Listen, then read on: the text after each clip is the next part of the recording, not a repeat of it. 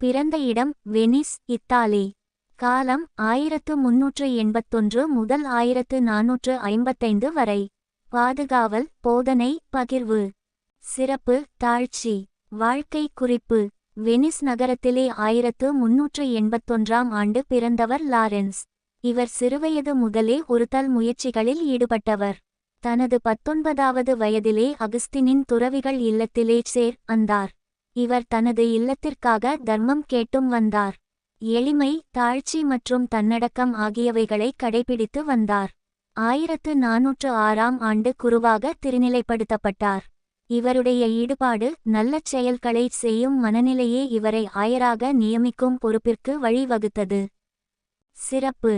ஆயரான பின்னும் கூட இவர் ஏழைகளின் பேரில் அதிக அக்கறை செலுத்தினார். அவர்களுக்கு அறிவுரை, மனாறுதல், தர்மம் இவைகளையும் செய்து வந்தார். 1451 இல் திருத்தந்தை நிக்கோலாஸ் அவர்களால் இவர் வெனிஸ் நகரத்தின் பேராயராக நியமிக்கப்பட்டார். இவருடைய தாழ்ச்சியின் பொருட்டு பலரும் ஈர்க்கப்பட்டுள்ளனர்.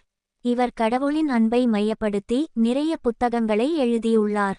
இவர் தன் 74ஆம் வயதிலே நோய்வாய்ப்பட்டார்.